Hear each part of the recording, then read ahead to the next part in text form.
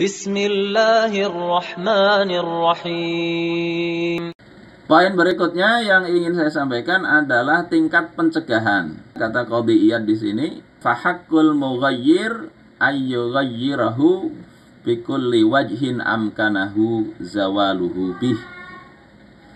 Maka kewajiban orang yang mau mengubah kemungkaran itu hendaklah dia mengubahnya dengan setiap bentuk yang memungkinkan untuk menghilangkan kemungkaran itu. Jadi kemungkaran tadi perlu diingat dua ya, tidak sekedar melanggar yang haram. Kemungkaran itu bisa jadi kewajiban tidak tegak. Semua hal yang memungkinkan hendaknya dilakukan. Qaulan kana au fi'lan, baik itu perkataan ataupun juga perbuatan. Dan seterusnya. Nah, terus beliau baru mengatakan fa in ghalaba ala dhannihi anna taghyirahu biyadihi yusabbibu munkaran asyadda min. Kalau dia menduga kuat bahwasanya kalau dia lakukan upaya pengubahan tadi dengan tangan, dengan kekuasaan, itu akan memunculkan kemungkaran yang lebih besar lagi, min qatlihi au qatli ghairihi, misalnya dengan dia dibunuh atau orang yang lain dibunuh dengan sebab apa, dia mencegah kemungkaran itu, maka dia bisa membatasinya dengan perkataan lisan saja. Kalau lisan begitu, maka juga bisa dengan hati. Ini poin keempat. Kemudian poin kelima yang ingin saya sampaikan juga, bolehkah memata-matai? Ini sering kan gitu, orang ngintip dan sebagainya.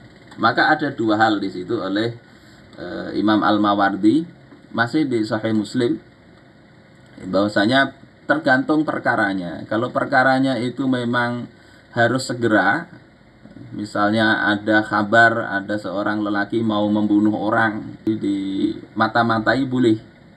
Atau seorang lelaki dengan perempuan, ada beritanya mau berzina, maka boleh di mata-matai. Kalau ada informasi yang itu diduga kuat betul.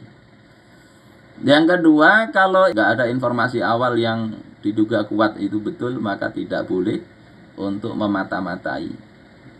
Misalnya ada mendengar suara apa di dalam rumah tetangga, yang kita itu menduga, oh ini suara nggak baik ini, tapi kita nggak tahu siapa atau apa yang terjadi di situ, maka nggak boleh kita kemudian mengintip.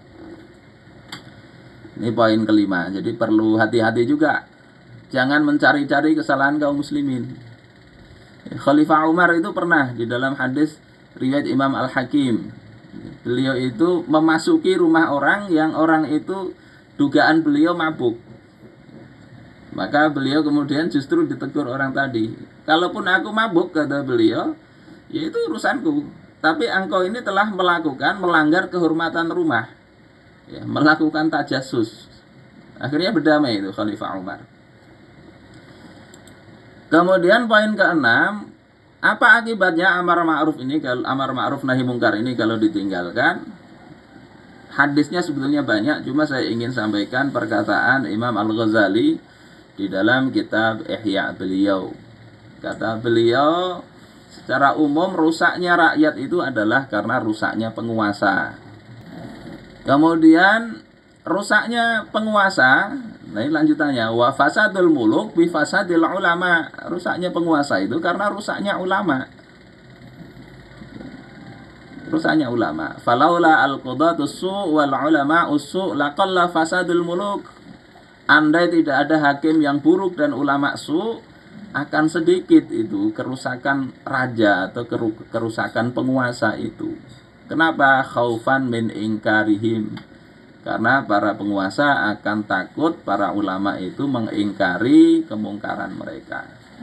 Jadi ketika para ulama itu diam, tidak melakukan amar ma'ruf nahi mungkar, masyarakatnya lebih lagi diam lagi, maka kemungkaran itu akan semakin merajalela, merusak sisi-sisi kehidupan manusia.